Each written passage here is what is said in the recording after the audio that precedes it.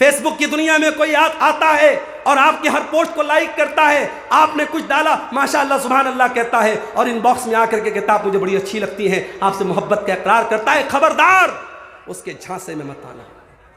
محبت یہ نہیں ہے کوئی آپ کو گلاب کا پھول لا کے دے دے، محبت یہ نہیں ہے کوئی فیس بک پر آ کر کے آپ سے محبت کا اقرار کرے۔ ارے محبت تو وہ کرتا ہے جو سینکڑوں لوگوں کے درمیان کہتا ہے میں نے اس عورت کو اپنے نکاح میں قبول کیا، میں نے اس عورت کو اپنے نکاح میں قبول کیا، اور اس کی پوری ذمہ داری کو اپنے کندھے پر لیتا ہے، اس کو اپنی بیوی بناتا ہے۔ محبت وہ کرتا ہے، محبت ایک دن گلاب کا پھول دینے سے محبت ثابت نہیں ہوتی ہے۔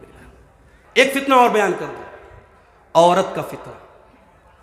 مولوی صاحب یہ کیا بول رہے ہیں آپ، عورت بھی فتنہ ہے کیا؟ جی ہاں، عورت فتنہ ہے۔ میری مائیں بہنیں برا مت مانے، میں ابھی وضاحت کر رہا ہوں اس بات کی۔ عورت کیوں فتنہ ہے؟ آئیے میں نبی کی 2 حدیثیں آپ کو پڑھ کے سناتا ہوں۔ اللہ کے پیارے نبی فرماتے ہیں ما ترکت فتنة اضر علی الرجال من امتی من النساء، میں نے اپنی امت کے مردوں کے لیے عورت سے خطرناک کوئی فتنہ نہیں چھوڑا ہے۔ سب سے خطرناک فتنہ اگر میری امت کا کوئی ہے تو عورت ہے۔ دوسری حدیث اللہ کے پیارے نبی فرماتے ہیں الدنیا کلھا متاع وخیر متاع الدنیا المرأة الصالحہ، دنیا کی سب سے قیمتی دولت نیک عورت ہے۔ اے اللہ کے نبی، آپ کی 2 باتیں الگ الگ کیوں ہیں؟ ایک طرف آپ کہتے ہیں دنیا کا سب سے بڑا فتنہ عورت ہے، اور ایک طرف آپ کہتے ہیں کہ دنیا کی سب سے بڑی دولت عورت ہے۔ میری پیاری ماں بہنوں، نبی نے خود ہی جواب دے دیا، جب عورت نیک بن جائے، جب عورت دیندار بن جائے، جب عورت صالحہ بن جائے تو وہ دنیا کی سب سے بڑی دولت ہے، اور جب وہ عورت اللہ کے دین سے نکل جائے، پردے سے نکل جائے، شرم و حیا سے نکل جائے تو اس سے بڑا فتنہ کوئی نہیں ہے۔ اسی لیے اللہ کے نبی نے تعلیم دی، اسی لیے اللہ کے نبی نے تعلیم دی جب عورت گھر سے نکلے تو پردے میں نکلے۔ بلکہ قرآن میں اللہ تعالیٰ نے ایک عورت کو کسی غیر محرم سے اگر بات کرنا پڑ جائے، اللہ تعالیٰ نے غیر محرم سے بات کرنے کا سلیقہ بھی عورت کو سکھایا۔ فرمایا فَلَا تَخْضَعْنَ بِالْقَوْلِ فَيَطْمَعَ الَّذِي فِي قَلْبِهِ مَرَضٌ، اے مسلمان عورتوں، جب تمہیں کسی غیر مرد سے بات کرنا پڑ جائے تو تم نرمی کے ساتھ اور لچک کے ساتھ بات مت کرنا، بلکہ تمہارے انداز میں کڑا پن ہونا چاہیے، تم کڑک انداز میں بات کیا کرو۔ وَقُلْنَ قَوْلًا مَعْرُوفًا، اور جو بھی بات کرو صحیح بات کرو، دستور کے مطابق کرو۔ قرآن بتا رہا عورت کو بات کرنے کا طریقہ۔ اور کیوں ایسا کہا؟ کہا کہ سامنے والے کے دل میں کہیں تمہارے خلاف، تمہارے لیے کوئی امید کا پودا نہ اس کے دل میں پیدا ہو جائے۔ رانگ نمبر سے کال آئی عورت کے موبائل پہ، لڑکی کے موبائل پہ۔ اب ایک طریقہ تو یہ ہے رانگ نمبر ہے، جلدی سے فون کاٹ دیا، نمبر بلاک کر دیا، اور دوسرا طریقہ یہ بات کرنے لگی۔ اب جب بات کرنے لگے گی اور مٹھاس کے ساتھ اور محبت کے ساتھ بات کرنے لگے گی، بات آگے بڑھے گی۔ کتنے واقعات اس بات کے گواہ ہیں کہ رانگ نمبر سے آنے والی ایک کال اور غلط نمبر سے آنے والا ایک میسج وہ جا کر کے ختم ہوتا ہے زناکاری اور بدکاری پر۔ میری ماں اور بہنوں، بڑے ادب کے ساتھ کہنا چاہتا ہوں، موبائل آپ کے لیے بڑا خطرناک ہتھیار بن چکا ہے۔ اس موبائل پر ہماری بہن اگر انسٹاگرام چلاتی ہے، واٹس ایپ چلاتی ہے، فیس بک چلاتی ہے، میں بڑے یقین کے ساتھ کہتا ہوں بڑی احتیاط کرو میری بہنوں۔ فیس بک کی دنیا میں کوئی آتا ہے اور آپ کی ہر پوسٹ کو لائک کرتا ہے، آپ نے کچھ ڈالا ماشاءاللہ سبحان اللہ کہتا ہے، اور ان باکس میں آ کر کے کہتا ہے مجھے بڑی اچھی لگتی ہے، آپ سے محبت کا اقرار کرتا ہے، خبردار اس کے جھانسے میں مت آنا۔ محبت یہ نہیں ہے کوئی آپ کو گلاب کا پھول لا کے دے دے، محبت یہ نہیں ہے کوئی فیس بک پر آ کر کے آپ سے محبت کا اقرار کرے۔ ارے محبت تو وہ کرتا ہے جو سینکڑوں لوگوں کے درمیان کہتا ہے میں نے اس عورت کو اپنے نکاح میں قبول کیا، میں نے اس عورت کو اپنے نکاح میں قبول کیا، اور اس کی پوری ذمہ داری کو اپنے کندھے پر لیتا ہے، اس کو اپنی بیوی بناتا ہے۔ محبت وہ کرتا ہے، محبت ایک دن گلاب کا پھول دینے سے محبت ثابت نہیں ہوتی ہے۔ خبردار، یہ ناجائز محبت تمہاری آبرو اور تمہاری شرمگاہ اور تمہاری عزت کو خطرے میں ڈال دے گی۔ خبردار، سوشل میڈیا کا استعمال بہت احتیاط کے ساتھ کرو میرے بھائیوں۔ اس دور کا بہت بڑا فتنہ یہ عورت کا فتنہ ہے، اور جس میں عالم، جاہل، نیک، برا کوئی بھی پھنس سکتا ہے۔ اسی لیے اللہ کے نبی نے فرمایا جب کوئی مرد جب کسی عورت کے ساتھ اکیلے میں ملتا ہے تو تیسرا وہاں شیطان ہوتا ہے، چاہے وہ مرد اپنے دور کا بہت بڑا عالم ہو، وہ عورت بہت نیک عورت ہو، اگر تیسرا وہاں 2 مرد اور عورت اکیلے میں ہیں تو تیسرا وہاں شیطان موجود ہے۔ میرے پیارے نوجوان ساتھیوں، تمہیں لوگوں کے لائک کی فکر ہے، تمہیں لوگوں کی اس بات کی فکر ہے کتنے لوگوں نے تمہاری پوسٹ کو لائک کیا، تمہارے اسٹیٹس کو دیکھا. کاش اتنی فکر ہم کو اس بات کی ہو جائے کل قیامت کے دن اللہ تعالیٰ ہم کو لائک کرے گا یا نہیں کرے گا. فیس بک پر فلٹر کر کے اپنے چہروں کو خوبصورت بنانے والے میرے نوجوان بھائیوں، میری بہنوں جو اپنے فوٹوز کو سوشل میڈیا پر ڈال رہی ہو، کہیں قیامت کے دن ہمارے ان خوبصورت چہروں کو اللہ تعالیٰ جہنم کی آگ میں نہ ڈال دے. وجوہ یومئذ علیہا غبرہ ترہقہا قطرہ اولئک ھم الکفرۃ الفجرہ. اللہ قرآن میں کہتا ہے قیامت کے دن کچھ ایسے بھی چہرے آئیں گے جو بڑے گندے ہوں گے، بڑے دھول سے اٹے ہوئے ہوں گے، جہنم کی آگ میں ڈالے جائیں گے. یہ کافروں کے چہرے ہوں گے، یہ برے لوگوں کے چہرے ہوں گے، یہ اللہ کے نافرمانوں کے چہرے ہوں گے. فیس بک پر آپ نے اپنے فوٹو کو فلٹر کے ذریعے خوبصورت کر لیا، کل قیامت کے دن اپنے چہرے کو جہنم کی آگ سے کیسے بچاؤ گے؟ میرے بھائیو اس کی چنتا بھی کر لو. اللہ ہمیں لائک کرے گا کہ نہیں کرے گا؟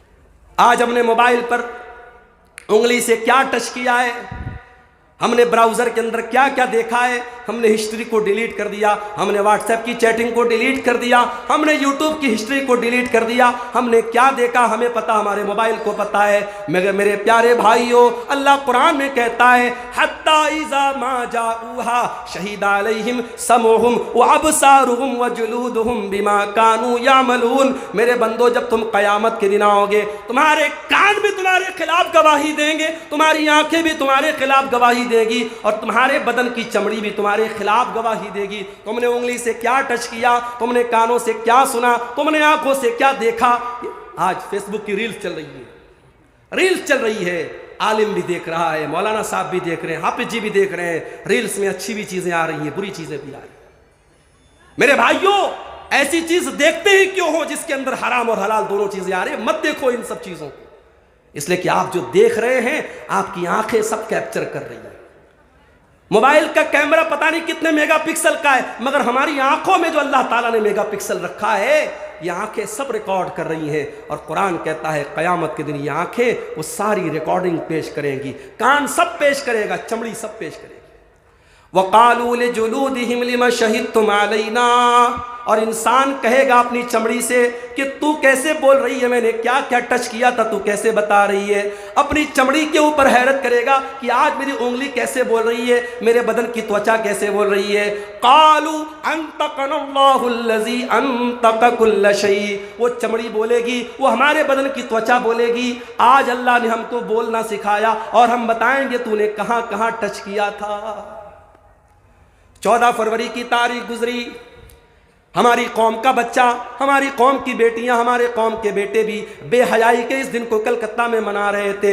کوئی ہوٹلوں میں منا رہا ہے، کوئی پارکوں میں منا رہا ہے، کوئی ریسٹورنٹ میں منا رہا ہے.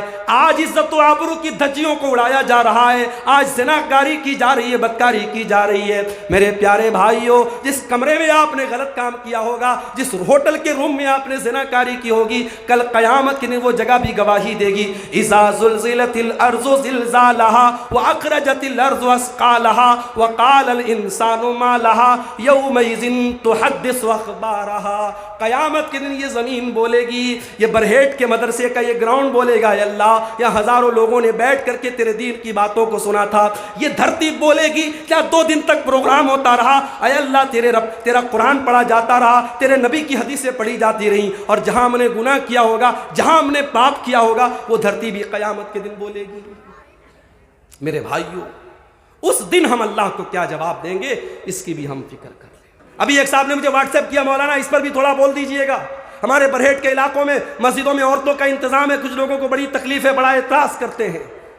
جو مسجد میں عورتوں کے جانے پر اعتراض کرتا ہے وہ اپنے ایمان کی خیر منائے، اس لیے کہ مسجد میں جانے کی اجازت عورتوں کو میں نے اور آپ نے نہیں دی، ہمارے مولانا ہمارے ناظم اجلاس صاحب نے نہیں دی ہے، ہمارے علماء کرام نے نہیں دی ہے. مسجد میں عورتوں کو جانے کی اجازت ہمارے نبی نے دی ہے. اللہ کے پیارے نبی نے فرمایا لا تمنعوا اماء اللہ عن المساجد. اللہ کی بندیوں کو مسجد جانے سے مت روکو، مگر ہاں مسجد میں سپریٹ انتظام عورتوں کا ہونا چاہیے، ان کی انٹری الگ ہو، ان کے راستے الگ ہوں، اور پردے میں آئے وہ. اور خاص طور سے میں آج میں نے تیتریا میں جمعہ پڑھایا، وہاں بھی میں نے یہ بات کہی کہ ہمارے اس انصاری برادری کی جو مسجدیں ہیں پورے اس پرکھنڈ میں، پورے اس علاقے میں، صاحب گنج سے لے کے گڈا تک، میں ایک چیز دیکھتا ہوں، جمعہ کی نماز میں عورتوں کا انتظام نہیں. بڑی مسجد ہے ماشاءاللہ، 2 منزلہ مسجد ہے، عورتوں کا انتظام ہے، کیوں نہیں ہے میرے بھائی؟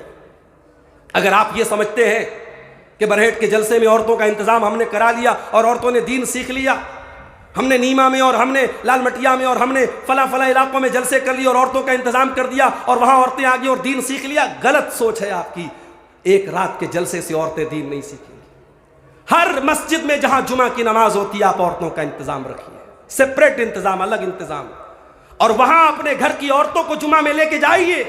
اور میں دعوے کے ساتھ کہتا ہوں سال کے 52 جمعہ کے خطبے اگر آپ کے گھر کی ماؤں بہنوں نے اور بیٹیوں نے اس میں شرکت کی اور 52 آدھا گھنٹے کے جمعہ کے خطبے انہوں نے سنے، دین کی بہت ساری نالج لے کر کے وہ گھر جائیں گی اور انشاءاللہ بہت ساری برائیوں سے وہ بچنے لگیں گی۔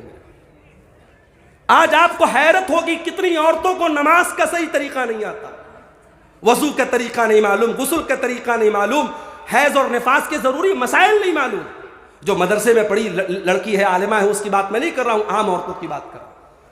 اپنی عورتوں کو دین سکھاؤ میرے بھائی۔ نبی اکرم کے دور میں انصار کی عورتیں آتی تھیں اور بڑے پرائیویٹ مسائل بھی اللہ کے نبی سے پوچھ لیتی تھیں۔ اما عائشہ نے ایک مرتبہ بڑی حیرت کا اظہار کرتے ہوئے فرمایا، نعم النساء نساء الانصار، انصار کی عورتیں تو بڑی بہترین عورتیں ہیں، لا یمنعہن الحیاء ان یتفقہن فی الدین، وہ دین سیکھنے کے معاملے میں شرماتی نہیں ہیں۔ اپنی عورتوں کو دین سکھاؤ میرے بھائی، ایسا دیندار بناؤ اپنی بیٹیوں کو کہ تم کو مسئلہ پوچھنا پڑے تو اپنی بیٹی سے پوچھو۔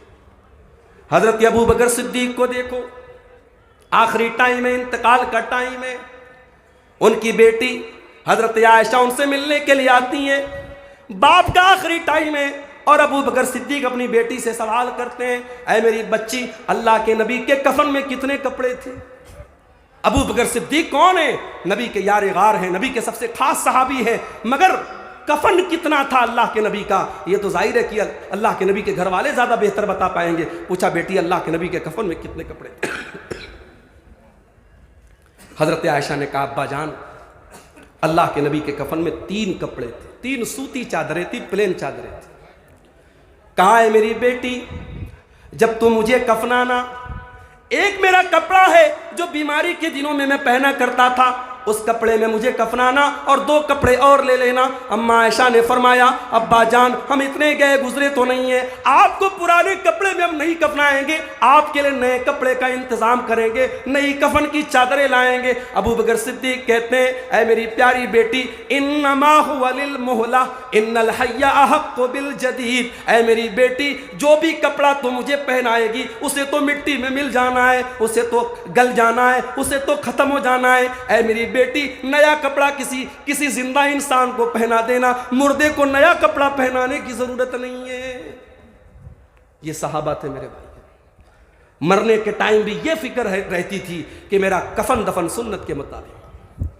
آج کتنے مسلمان ہیں مرنے کے بعد ان کے گھر میں تیجا ہو رہا ہے، 10واں ہو رہا ہے، برسی ہو رہی ہے، 40واں ہو رہا ہے، قرآن خوانی ہو رہی ہے، کتنے کام بدعت کے ہو رہے ہیں، شریعت کے خلاف ہو رہے ہیں۔ خبردار، اگر آپ کو یہ لگتا ہے آپ کے مرنے کے بعد آپ کے گھر میں کوئی بدعت ہوگی، آپ وصیت کر کے جائیے، اپنے گھر والوں سے کہہ کے جائیے، اپنے بیٹوں سے کہہ کے جائیے، میرے جنازے کی نماز سنت کے مطابق پڑھائی جائے، مجھے دفنایا جائے سنت کے مطابق، مجھے کفنایا جائے سنت کے مطابق، آپ وصیت کر کے جائیے میرے بھائی۔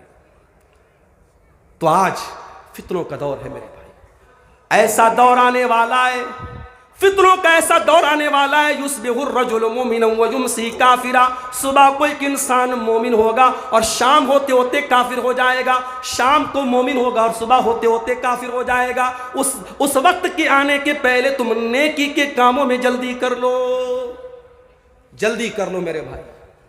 اب انتظار میں مت رہو کہ مولانا مرتضیٰ صاحب تقریر کریں گے نماز پر تب ہم نماز کی پابندی کریں گے، عبد الغفار صاحب جب نماز پر بولیں گے تب ہم نماز کی پابندی کریں گے۔ اب انتظار مت کرو میرے بھائی، کب کس کی موت کا کون سا بہانہ آ جائے، کب کس کی موت کا پروانہ آ جائے، کون سی بیماری کب کس کو آ جائے، ہم نہیں بتا سکتے۔ آج تو وہ دور ہو گیا میرے بھائی۔ میرے استاذ محترم بنارس کے جامعہ سلفیہ کے ہمارے استاذ مولانا عبید اللہ طیب صاحب، 20 فروری کو میسج آیا کہ مولانا کی طبیعت بہت خراب ہے، دعا کریں۔ 21 کو میسج آیا بہت حالت سیریس ہے، دعا کریں۔ 22 کو میسج آیا انتقال ہو گیا۔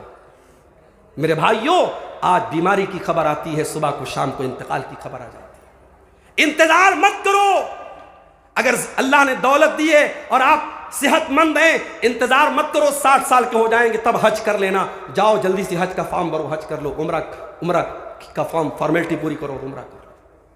نماز نہیں پڑھتے ہو تو نماز پڑھو۔ اور معاف کرنا، اگر اللہ نے آپ کو بزنس مین بنایا ہے، دولت والا بنایا ہے، 4 پیسے سکون سے آ رہے ہیں، اور آپ کی زندگی میں نماز کا ٹائم نہیں ہے، تو کبھی غور کرنا میری بات پر۔ یہ جو تم پیسہ کما رہے ہو نمازوں کو چھوڑ کے، کہیں یہ مال، یہ دولت تمہارے لیے فتنہ نہ بن جائے، یہ فتنہ بن جائے گا، یہ مال تمہارے لیے عذاب بن جائے گا میرے بھائی۔ اور جب مال عذاب بن جائے گا تو اللہ کے پیارے نبی فرماتے ہیں انسان اتنا لالچی ہو جاتا ہے مال کمانے کے چکر میں، لو کان لابن آدم وادیان من ذهب لابتغى ثالثا، اگر آدم کے بیٹے کے پاس سونے کے 2 پہاڑ بھی آ جائیں تب بھی وہ تیسرے کی تمنا کرے گا میرے بھائی۔ اب اس فتنے کے دور میں ہم کیا کریں، یہ ہمارے ٹاپک کا آخری پہلو ہے، اس کو ہم بیان کر کے بعد ختم کریں گے۔ فتنوں کے اس دور میں پہلا کام، فتنوں کی جانکاری حاصل کرو، علم حاصل کرو، علماء سے ملو، تقریروں میں جاؤ، جلسوں میں جاؤ۔ مجھے بہت سے لوگ ملے مڈروں میں، بھگیا میں، اور راستے میں جہاں مولوی صاحب ہم لوگ کل آئیں گے، دوسرے دن آئیں گے۔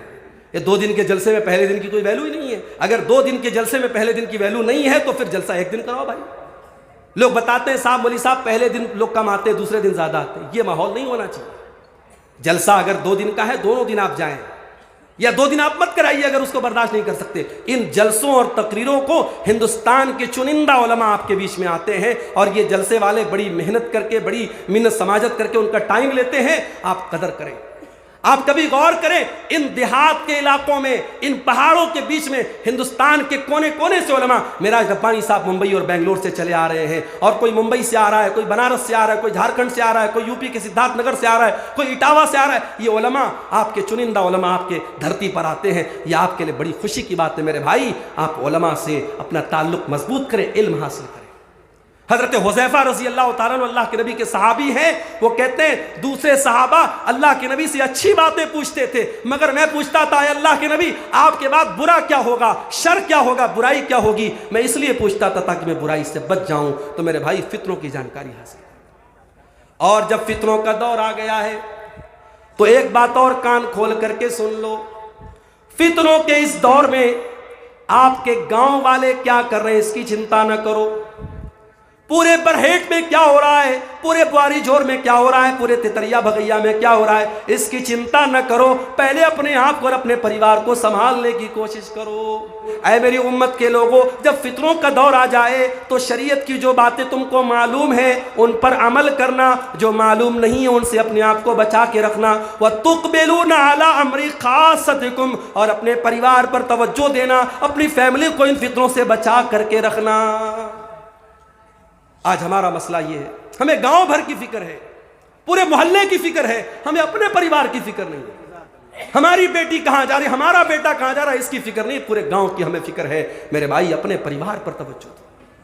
ہر انسان اپنے پریوار سے بڑی محبت کرتا ہے، اپنے بچوں سے ہم بڑا پیار کرتے ہیں۔ بچوں کو ذرا سی چوٹ پہنچ جائے ماں باپ بلکنے لگتے ہیں۔ ابھی بنارس کے ہمارے ایک دوست ہے، ابھی 1 ہفتہ پہلے کا واقعہ ہے، ان کا 1.5 سال کا بچہ، 18 مہینے کا بچہ، مکان کی چھت ڈھلائی ہو رہی تھی، سلیب ابھی نیا نیا سلیب بنا تھا، چھوٹا بچہ تھا، کھیلتے کھیلتے چھت پر پہنچا، چھت پر منڈیر نہیں تھی، چھت پر کوئی باؤنڈری نہیں تھی، چھت سے نیچے گلی میں گر گیا۔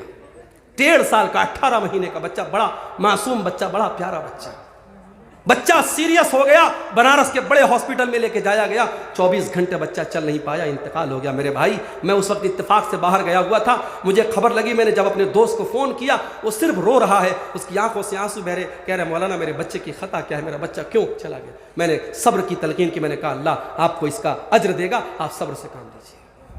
بڑی محبت کرتے اپنے پریوار سے میرے بھائی۔ کتنے لوگ ہیں اسی جھارکھنڈ کے، اسی آپ کے علاقے کے، دلی میں جا کے کام کرتے، کلکتہ میں کام کرتے، ممبئی میں کام کرتے، کیوں؟ کبھی آپ نے سوچا ہے دبئی میں اور سعودی میں جو لوگ کام کرتے ہیں بڑی اچھی زندگی نہیں گزارتے ہیں؟ ہمیں لگتا ہے صاحب وہاں تو اے سی میں رہتے ہوں گے، 24 گھنٹے وہاں محلوں میں آرام سے رہتے ہوں گے۔ کبھی آپ جا کے دیکھیں سعودی میں اور دبئی میں جو کام کرنے والے ورکرز ہیں ان کے کارخانے کیسے ہوتے ہیں؟ یہاں ان کے بچے عیش کر رہے ہیں، ان کی بیوی اے سی میں رہ رہی ہے، ان کے بچے کولر میں رہ رہے ہیں، وہاں بیچارے گرمی میں دھوپ میں ان کو ستایا جاتا ہے۔ میرے بھائیوں، انسان اتنی تکلیفیں کس کے لیے اٹھاتا؟ اپنی فیملی کے لیے اٹھاتا ہے۔ جس فیملی سے ہم اتنا پیار کرتے ہیں کہ ہم گوارا کر لیں گے ہماری فیملی جہنم کی آگ میں چلی جائے۔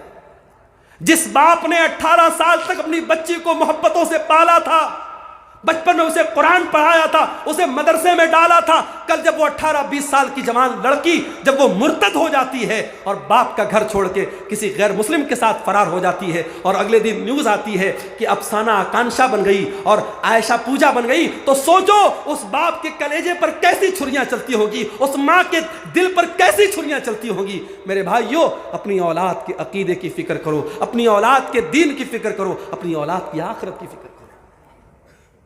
ابراہیم علیہ السلام جب اپنے لخت جگر اسماعیل کو اور اپنی بیوی ہاجرہ کو مکہ میں چھوڑ کے جانے لگے تو کیا دعا کرتے ہیں؟ وَجْنُبْنِي وَبَنِيَّ أَن نَّعْبُدَ الْأَصْنَامَ، اے اللہ میری اولاد کو تو کبھی بت پرستی میں نہ پڑنے دینا، کبھی شرک میں نہ پڑنے دینا۔ اے اللہ میری اولاد کو ہمیشہ تو شرک سے بچانا، بت پرستی سے بچانا۔ اگر ابراہیم علیہ السلام جیسے پیغمبر کو اپنی اولاد کے عقیدے کی فکر ہے، میرے بھائیوں، ہمیں اور آپ کو بھی اپنے بچوں کے عقیدے کی فکر ہونا چاہیے۔ اسی لیے میں کہتا ہوں کہیں اگر مکان بناؤ، کہیں فلیٹ خریدو تو دیکھ لو آس پاس کا ماحول کیسا ہے۔ کتنے ہمارے اہل حدیث بھائی ہیں ایسے علاقے میں جا کے رہنے لگے جہاں تعویذ پہنا جاتا ہے، جہاں مزاروں پہ سجدے کیے جاتے ہیں، جہاں عرس منایا جاتا ہے، جہاں 11ویں منائی جاتی ہے۔ ہمارے اہل حدیث وہاں جا کے وہ سارے کام کرنے لگے، ان کے بچے وہ سارے شرک کے کام کرنے لگے۔ ماحول کا بہت اثر پڑتا ہے۔ اگر اپنے بچوں کی بھلائی چاہتے ہو، اپنی بھلائی چاہتے ہو، دینداروں کے ماحول میں رہو، اچھے ماحول میں رہو اور اپنے بچوں کی آخرت کی فکر کرو میرے بھائی۔ اس لیے دعا کیا کرو اللہ سے کہ اے اللہ تو ہمیں فتنوں سے بچانا۔ ہمیں اس وقت بہت طریقے کے فتنے چل رہے ہیں، ہمارے نوجوانوں کو بہکایا جا رہا ہے، ہماری بیٹیوں کو غلط راستے پہ ڈالا جا رہا ہے۔ اے اللہ ہماری اولاد کی حفاظت کرنا۔ میں 2-3 دعائیں آپ کو سکھا دیتا ہوں، اس کو یاد کر لو۔ ایک دعا قرآن کے 19ویں پارے میں ہے، یہ دعا پڑھا کرو، اس میں بال بچوں کے لیے بڑا پیارا سوال اللہ سے کیا گیا ہے۔ ربنا ہب لنا من ازواجنا وذریاتنا قرۃ اعین، اے اللہ ہمارے بیوی بچوں کو ہماری آنکھوں کی ٹھنڈک بنا دے۔ وَجْعَلْنَا لِلْمُتَّقِينَ إِمَامًا، اور اے اللہ ہمیں متقیوں کا امام بنا دے۔ ایک دعا تو یہ یاد کرو۔ ایک دعا اللہ نے سورہ آل عمران میں سکھائی، رَبَّنَا لَا تُزِغْ قُلُوبَنَا بَعْدَ إِذْ هَدَيْتَنَا وَهَبْ لَنَا مِن لَّدُنكَ رَحْمَةً إِنَّكَ أَنتَ الْوَهَّابُ۔ اے اللہ جب تو نے ہم کو ہدایت کا راستہ دکھا دیا، اسلام کا راستہ بتا دیا، اے اللہ اب غلط راستے پر ہم کو کبھی نہ ڈالنا، ہم کو ہدایت پر آنے کے بعد کبھی غلط راستے پہ نہ جانے دینا، ہم کو ہمیشہ بچانا۔ تیسری دعا میں جو سکھا رہا ہوں آپ کو، یہ اللہ کے نبی نے حدیث میں ہم کو بتایا ہے۔ اللہم ثبت قلبی علی دینک، اے اللہ تو دلوں کا مالک ہے، اے اللہ میرے دل کو اپنے دین کے اوپر ثابت قدم کر دے، میرے دل کو اپنے دین پر جما دے۔ اللہم انی اعوذ بک من الحور بعد القور، اے اللہ اسلام پر آ جانے کے بعد اب میں غلط راستے پہ نہ چلا جاؤں، تو مجھے میری حفاظت فرمانا۔